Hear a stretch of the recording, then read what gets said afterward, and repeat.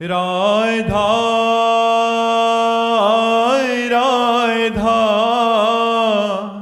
राधा राधा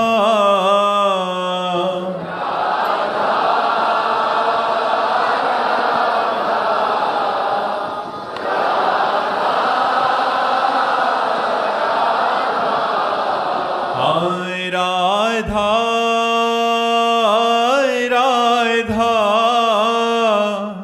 राधा राधा राधा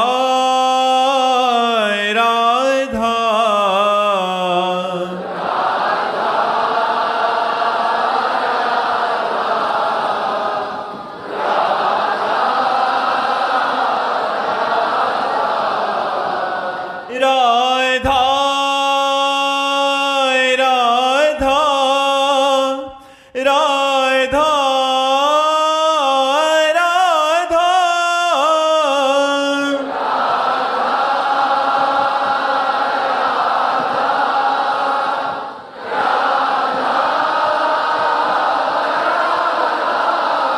हाय राधा राधा राधा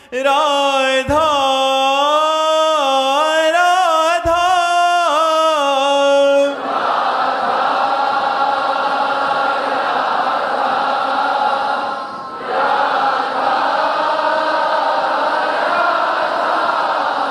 हाय राधा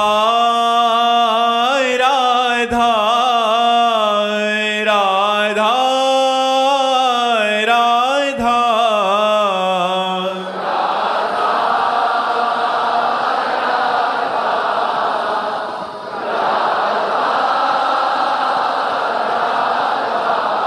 हाय राधा राधा राधा राधा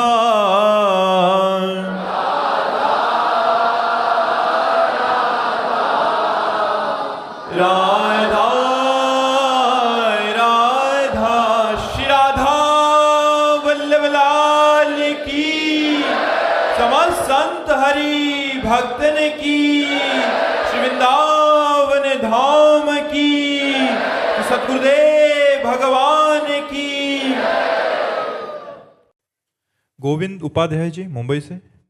राधे राधे महाराज जी। महाराज जी, मैं आपकी तरह दृढ़ संकल्पवान कैसे बन सकता हूं कि जब आप घर से निकले थे तब भी आपका भगवान को पाने का लक्ष्य था और आज भी है। महाराज जी, हम ऐसे युवा लोग संकल्प तो बनाते हैं बट कुछ समय बाद दूसरा संकल्प हो जाता है, फिर तीसरा। जैसे सत्संग सुना तो भगवत प्राप्ति का उद्देश्य आया, कहीं धन कमाने की इच्छा की बात सुनी तो धन कमाने का आया, कभी ऐसा कभी ऐसा। तो महाराज जी, एक संकल्प की केवल और केवल श्री जी की प्राप्ति और भगवान की प्राप्ति हो जाए इसी जन्म में, ऐसा संकल्प कैसे दृढ़ कर? इसमें प्रधान नींव है जो आजकल है नहीं, ब्रह्मचर्य। ब्रह्मचर्य ब्रह्मचर्य में बहुत बड़ी सामर्थ्य है। आज नवीन बच्चे सब भ्रष्ट हो रहे हैं। महाराज जी, ऐसी शिक्षा ही नहीं रह गई स्कूल आदि में, माँ बाप। इसीलिए आज शाम के कसम खाई और कल तोड़ दी। और ब्रह्मचर्य में होता है कि जो संकल्प किया उसके निर्वाह की उसमें ताकत होती है। ब्रह्मचर्य शारीरिक बल को नहीं कहते, आध्यात्मिक बल को कहते हैं। शारीरिक बलवान हो सकता है लेकिन आध्यात्मिक बल से ही संकल्प दृढ़ होता है। आध्यात्मिक बल के लिए ब्रह्मचर्य अति आवश्यक है, जिसकी बहुत हानि है, बहुत घाटा है। आज ब्रह्मचर्य शब्द से ही लोग परिचय नहीं बनाना चाहते।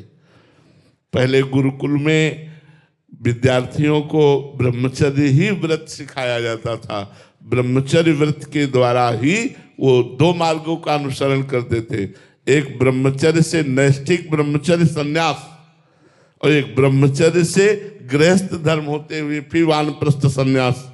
लक्ष्य दोनों का संन्यास ही बनता था अंतिम में।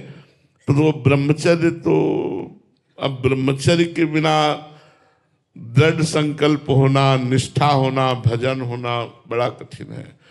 तो हमें लगता है बच्चा नाम जप करो, शास्त्रों का स्वाध्याय करो, सत्संग करो, आचरणों को शुद्ध करो, पवित्र करो। पहले इन आचरणों को तो पवित्र करो, जो धार्मिक आचरणों में तो आओ, फिर धीरे धीरे धीरे। कै साल के हो? 23 साल। 23 साल में तो धुआं मचा हुआ था, हमारे जीवन में धुआं मचा हुआ था। कई कई दिन तक भोजन नहीं, रात दिन निरंतर मंत्राकार वृत्ति और घाटों में पड़े रहना। प्रेमानंद बनना यार तो बड़ा कठिन है। हाँ, अब हमारे जैसा भेष बना लो तो बात अलग है, लेकिन प्रेमानंद बनना बहुत कठिन, बहुत बहुत महाराज जी बहुत कठिन जीवन रहा है। बहुत कसौटी से लाए गए हैं, बहुत कसौटी से लाए गए हैं। अब तो क्या है, अब तो अंतिम फिल्म का अंतिम सीन चल रहा है, ये तो भागवतिक बल से चल रहा है, लेकिन बहुत कसौटी हुई है, बहुत कसौटी हुई है। काशी के घाटों में जाकर जहाँ भिखारी बैठते हैं, वहाँ जब बैठते थे तो कोई इतना सतुआ दे देता, कोई एक पीस बर्फी दे देता, उसी से 24 घंटे पार होते।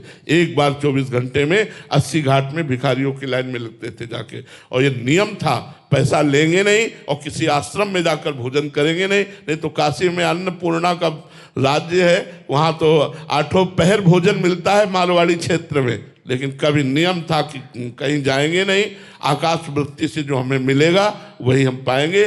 तो शाम के जाके भिक्षुकों की लाइन में बैठ जाते थे, जो कुछ मिलता, जैसे इतना सत्वा मिला तो कमंडल के ढक्कन में घोर लिया, एक कमंडल गंगा जल पी लिया, रात दिन भजन भजन के। महाराज जी एक साइड है आपका नियम, ये जो आकाश वृत्ति वाला, और दूसरी साइड तीव्र वेदना हो रही है भूख की, तो महाराज जी ऐसे में कैसे आप अपने आप को संभालते? नहीं, वेदना हमको तो कभी महसूस नहीं हुई, आज भी हमें वेदना महसूस नहीं होती। हमारे शरीर में दर्द है, कई तरह की परेशानियां हैं, लेकिन गुरु कृपा से हमें कोई परेशानी नहीं। महाराज जी आज तो हम समझ सकते हैं कि आपकी साधना ऐसे ही कल हमारी लगन थी, जो कल का जीवन था वो लगन का जीवन था कि मुझे कैसे ब्रह्मबोध हो, कैसे ब्रह्म, मैं शरीर नहीं हूं, ये भूख प्राणों का धर्म है, मेरा धर्म नहीं है। ये विवेक हमारा हर समय सावधान रहता था। कड़ाके की ठंड में महाराज जी कैसे? मैं शरीर नहीं हूं, मैं शरीर नहीं हूं, नहीं हूं। अब सर्दी लग रही, गर्मी नहीं, शरीर कांप रहा है, लेकिन हम अपनी स्थिति में।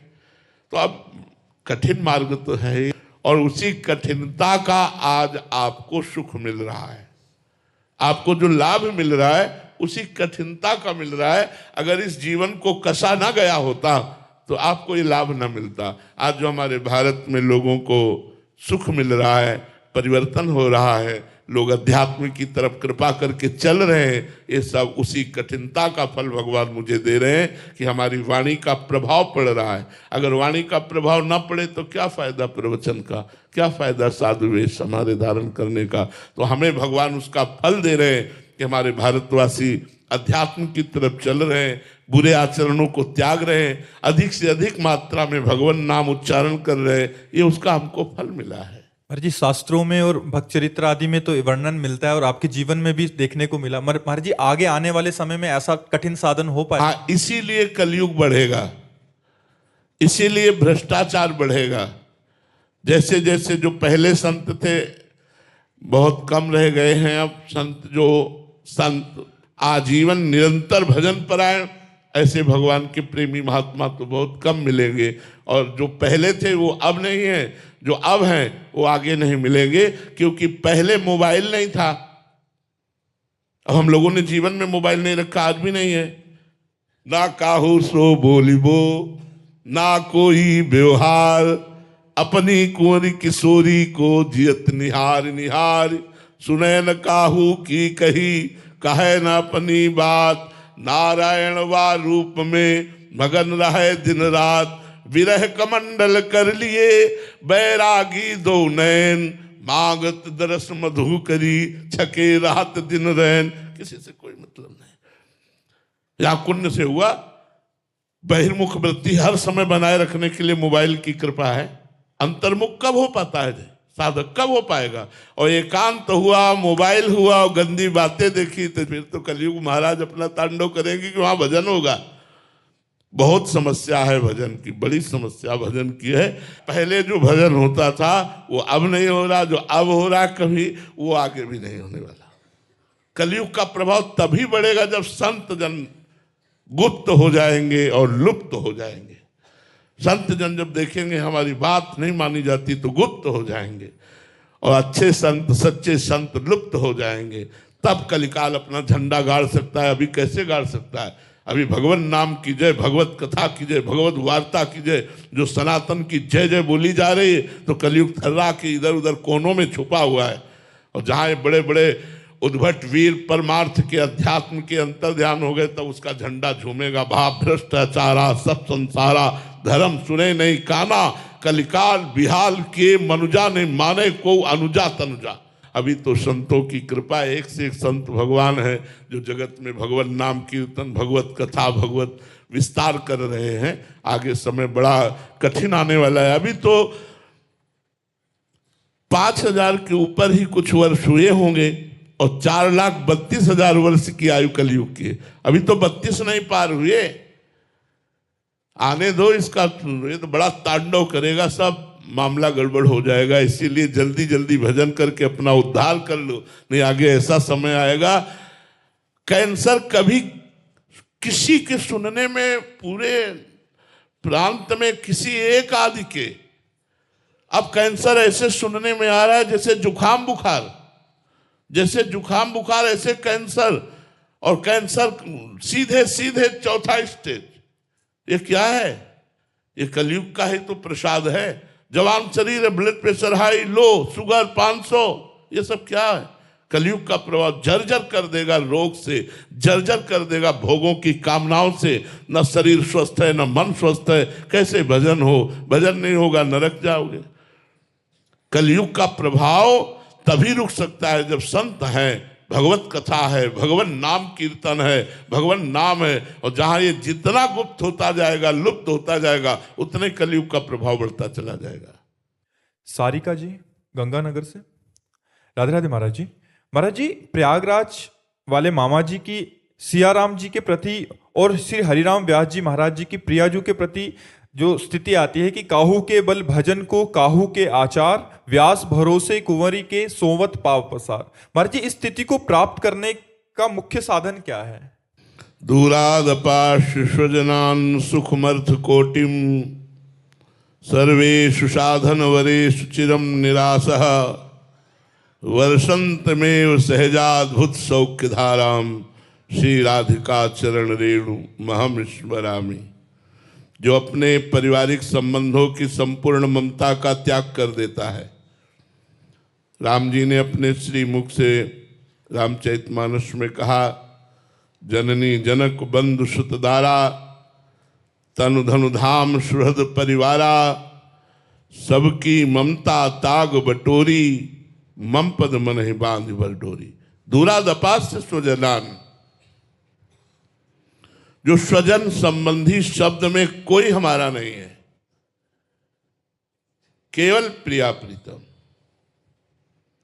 जैसे प्रयागदास मामा जी ने सियाजू को केवल अपनी बहन, राम जी को जीजा माना, तो पूर्ण रूप से इसी आसक्ति में बंध गए और माँ का भी प्यार त्याग करके अयोध्या के लिए चल पड़े।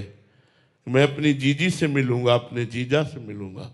मेरी जीजी राम पत्नी है, प्रिया है, राम प्रिया है, जानकी जी है, मेरे जीजा राम जी हैं। बस इसी भाव में मगन हो गए। हरिराम व्यास जी मेरी स्वामिनी, किशोरी मोहे अपनी कर लीजय, और दिए कछु भावत नाही, वृंदावन रज दीजय। किशोरी मोहे अपनी कर लीजय, खग मृग पशु पंछी जेया बन के, चरण शरण रख लीजय। व्यास स्वामिनी की छवि निरखूं, महल टहलनी कीजय।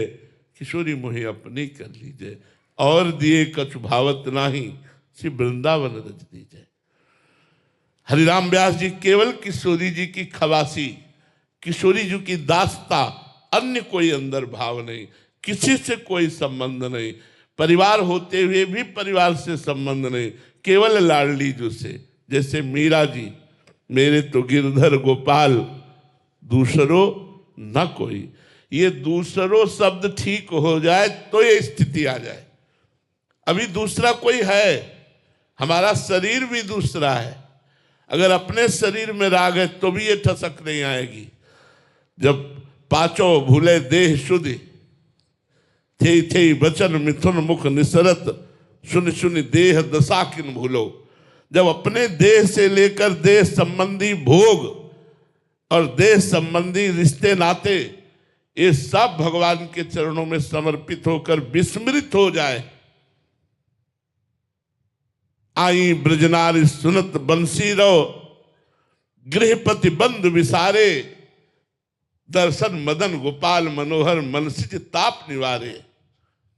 हर्षित बदन पंख अवलोकन, सरस मधुर धुन गावे, मधुमय श्याम समान अधर धरी, मोहन वेणु बजाए। लालजू ने बंसी बजाई, पति पुत्र परिवार सबका त्याग करके आई ब्रजनारी सुनत बंसी रो, गृहपति बंधु विसारे।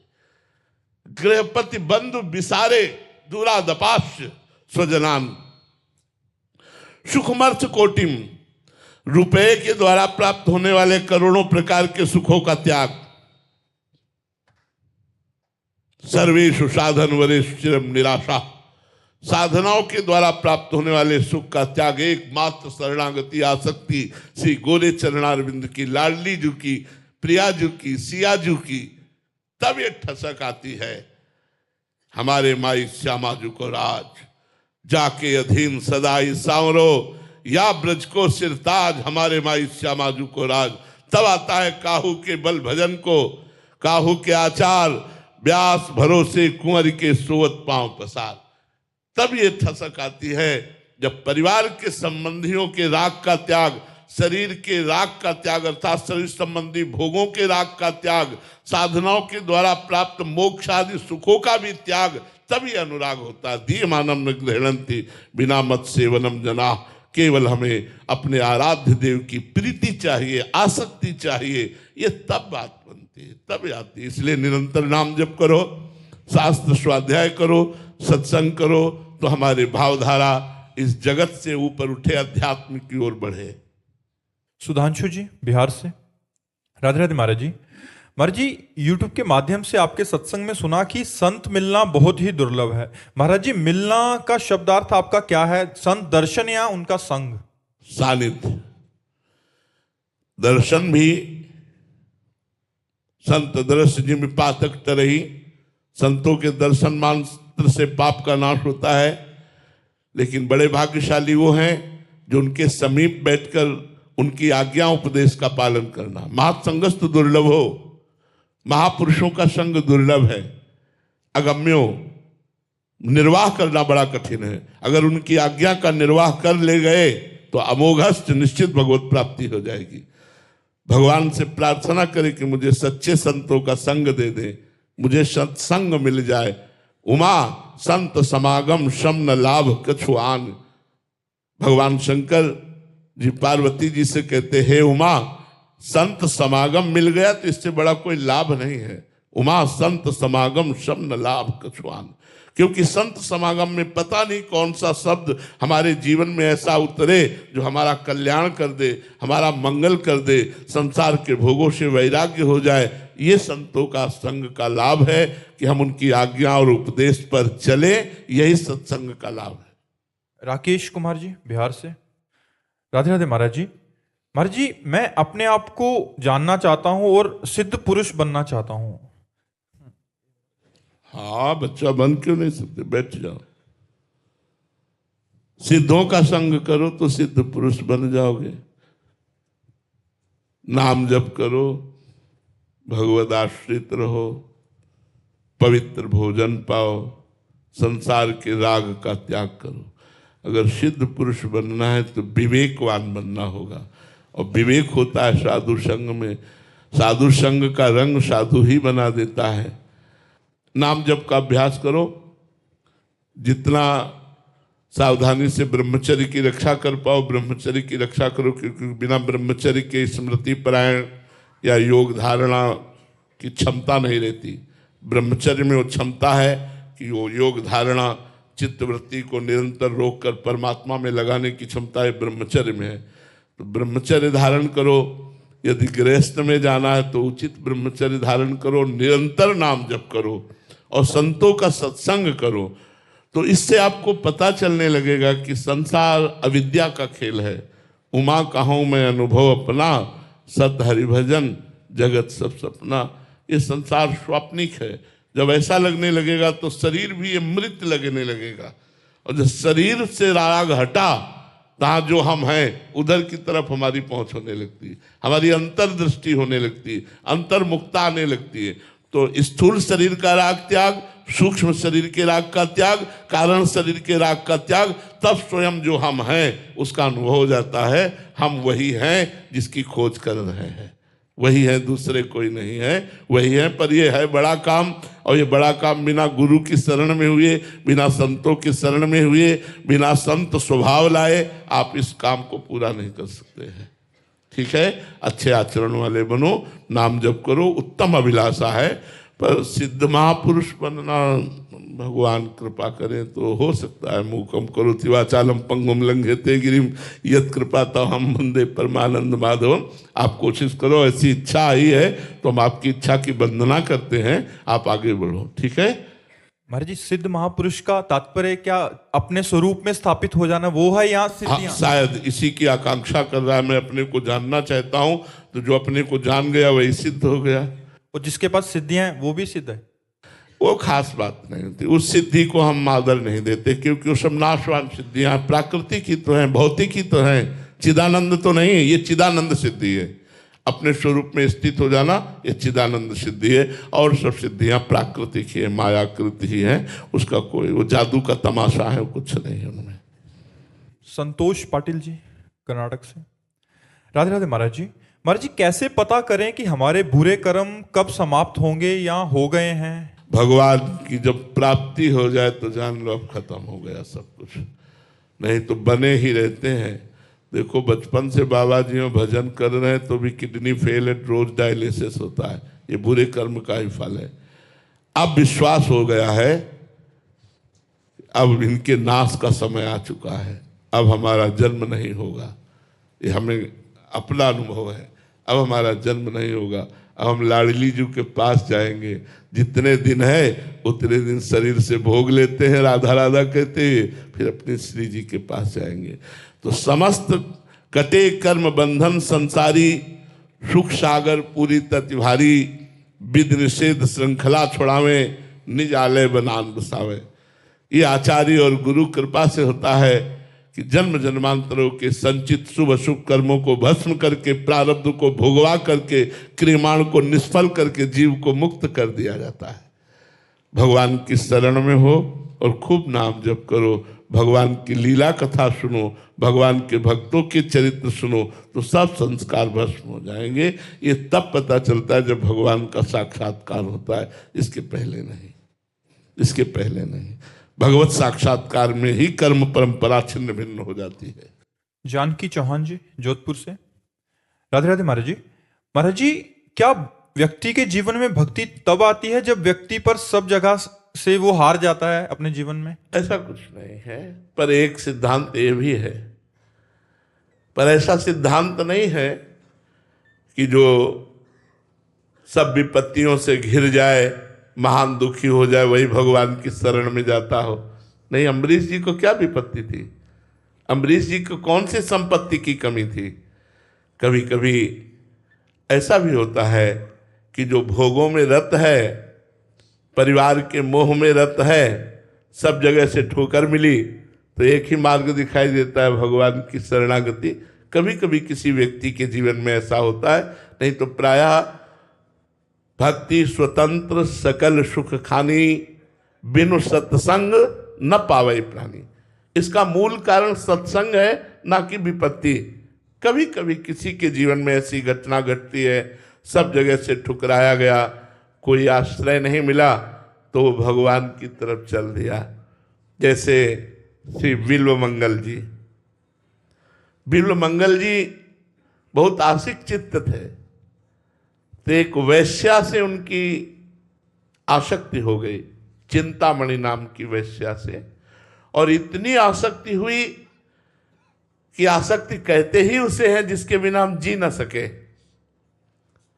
उसको देखना, उसके पास रहना, उससे बात करना, उसको सुखी खुशी करना, यही आसक्ति का लक्षण होता है। जिसके प्रति हो जाए, भगवान के प्रति हो जाए, गुरु के प्रति हो जाए, या संसार के प्रति हो जाए। दर्शन, स्पर्श, संभाषण, खान पान, बोलचाल, ये वो हर समय चिंतामणि का ही मुख ताकते रहते। चिंतामणि को धन चाहिए था, पूरे घर का धन धीरे धीरे करके चिंतामणि को दे दिया। बिल्कुल सारांश में सुना रहे हैं। आखिरी में सुहाग की बेनी अपनी पत्नी की लेकर के गए, तो उसने कहा ये तो सौभाग्य चिन्ह है, तुम्हारा ब्याह हो गया है? बोले जी। पत्नी से कभी मिले? आज तक नहीं। ये सुहाग चिन्ह चुरा के लाए? नहीं, उसने खुशी से दिया है कि जिसमें तुम्हें सुख मिले वही तुम करो। अपने प्राणों को न्यौछावर करके वो हमारे प्रति, बोले धिक्कार है तेरे को। ऐसी पत्नी का त्याग कर मुझ वैश्या से। बिल्वमंगल जी का प्राण थी चिंतामणि, जी नहीं सकते थे। आशिकी उसे ही कहते हैं, आसक्ति उसे ही कहते हैं, जिया न जाए, उसके बिना जिया न जाए। अब जिसको परिवार नष्ट, धन नष्ट, और जहां आसक्ति थी वहां से ठोकर लगा दी, बड़े विचलित हो गए, रोना आया। चिंतामणि तुम्हारे बिना नहीं जी सकता। और भगवान चिंतामणि की बुद्धि में बैठ गए। उसके आदमियों ने धक्का मारकर बिल्वमंगल जी को बाहर कर दिया। जब किसी को कोई ठौर नहीं मिलती तो एक ठौर है सर्वेश्वर भगवान की शरण। उसे याद आई भगवान की। तो भक्तों के संग में भगवान की प्राप्ति का मार्ग खुलता है। भक्तों के संग से सब छोड़ करके उन्होंने गुरु बनाया, मंत्र लिया, नाम जप शुरू किया, पर हृदय वही चिंतामणि की आसक्ति में बेचैन कर देता। जब तक पाप नष्ट नहीं होते तो नाम जप करने से और जलन होती है, ध्यान रखना, बंद मत कर देना। नाम जप करोगे तो जब तक पाप नष्ट नहीं होंगे वो अशांति पैदा करेगा। नाम जप छुड़ाने के लिए आप छोड़ना मत, तो आपका हृदय निर्मल हो जाएगा। उनको लगा भी यहां नहीं रुकूंगा, वृंदावन जाऊंगा। गुरु जी से कहा कि मैं वृंदावन जाना चाहता हूं। संत निरपेक्ष होते हैं, आदेश कर दिया चले जाओ। चल पड़े वहां से। एक जाकर के आश्रम में रुके तो रात्रि व्यतीत करने के बाद प्रातः काल वहां गांव की बधुएं ठाकुर सेवा करने आती थी, पूजा करने आती थी। उनमें से एक बहू का जो रूप था वो चिंतामणि जैसा ही था। जो ही दृष्टि पड़ी फिर आग लग गई। हा चिंतामणि। भगवान से प्यार करना बहुत कठिन है यार, बहुत कठिन है, क्योंकि वो चित्त का अपहरण नहीं करते और संसार चित्त का अपहरण कर लेता है। और यद्यपि वो चाहे तो मुनिमन हरण है, मदन मन हरण है, स्वमन मन हरण है, पर वो कब चाहे पता नहीं किस इंतजार में बैठे। हम लोग उनके लिए जीवन, और ये माया हमारे मन का अपहरण कर रही है, और वो देख रहे हैं, हमें पिटते हुए देख रहे हैं। अरे एक मुस्कान युक्त अगर एक बार झांकी हो जाए तो करोड़ करोड़ काम मूर्छित हो जाते हैं। अपने जैसे जीवन में आसक्त हो जाए, कौन सी बड़ी बात। बिल्वमंगल जी पागल हो गए, उस बहू के पीछे चल दिए। उसने देखा कोई वैष्णव चिन्हधारी, तो उसने कहा संत वेश भी है, वैष्णव चिन्ह धारण किए, पीछे पीछे आ रहा है। थोड़ी थोड़ी देर में देखा तो पीछे ही आ रहे थे। वो जल्दी से अपने घर में गए और अपने पतिदेव से कहा कि किसी की गलत दृष्टि हमारे ऊपर पड़ रही है और वो दरवाजे पर आया है, आप बात कर लीजिए। बाहर निकले, वो धर्मात्मा पुरुष थे। उन्होंने कहा स्वागत है, आप अतिथि देवो भव, आप हमारे दरवाजे आए, बोलो आपकी क्या सेवा करूं। बोले कौन गए। बोले हमारी अर्धांगिनी है, धर्म पत्नी है। बोले एक बार भर नेत्र देखना चाहता हूं, एक बार मुझे देखने दो। वो धर्मात्मा पुरुष थे। उन्होंने कहा महाराज स्वागत है, आप बैठिए, अभी हम आदेश करते। पत्नी से कहा जाइए, अतिथि हैं, वो आए हैं और हम हैं, इसलिए तुम डरो मत। पति की आज्ञा मानकर गई। जो सामने गई, चेहरा देखा, भारी जलन पैदा हुई। अरे दुष्ट नेत्रों, संसार के रूप को देख करके पूरा जीवन बर्बाद कर दिया और भगवान के रूप के लिए चले, आज फिर संसार में फंसा दिया। देख ले भर नेत्र रूप को, आज के बाद दोबारा तुझे संसार नहीं देखने दूंगा। अंदर संकल्प किया और कहा देवी एक काम कर सकती हो? तो उनका बोलिए। बोले 2 सुई ला के दे दो। उसने सहज में 2 सुई घर ही था ला के दे दी। हे कृष्ण, जिन नेत्रों ने आपके दर्शन से मुझे वंचित करके फिर संसार के रूप में फंसाया, आज मैं उन नेत्रों को आपको समर्पित करता हूं। और दोनों नेत्रों में सुई चुभो ली। अब जो जन्म से अंधा होता है उसका अभ्यास होता है चलने का, वो तो तत्कालिक अपने नेत्रों को भगवान के चरणों में समर्पित कर दिए, चले वृंदावन के लिए। अब कोई साथ नहीं, तो एक रास्ते में सूखा हुआ कुआं था, उसमें गिर गए।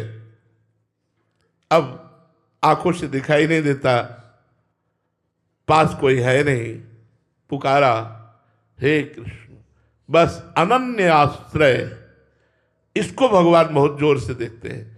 अन्य आश्रय न होकर, जे ही अनन्य आश्रय होकर पुकारोगे तो एक नाम में भगवान आ जाएंगे। एक नाम में जे ही पुकारा, ऊपर से आवाज आई, बाबा ये पकड़ लाठी, पकड़। तो उन्होंने सोचा इतनी कृपा, प्रभु आ गए। 1 सेकंड में भगवान ने कुएं से बाहर निकाल दिया। बोले बाबा कहाँ जा रहे हो? बोले वृंदावन जा रहे हैं। तो धीरे धीरे, वो बहुत प्रवीण थे बिल्व मंगल जी, लाठी ऐसे करते कर भगवान का हाथ पकड़ लिया। इतना आनंद का अनुभव हुआ भगवान का स्पर्श करते ही, परमानंद में एकदम डूब गए। भगवान का स्पर्श, भगवान ने हाथ छुड़ा लिया।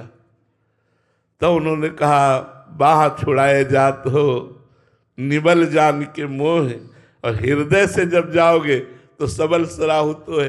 ठीक है, मैं निर्बल हूं इसलिए आप बाह छुड़ा के, लेकिन हृदय से अब निकल जाना तो तुम्हें बहादुर बताऊंगा। वृंदावन आए और ऐसा भजन किया कि बिल्व मंगलाचार्य जी कहे गए।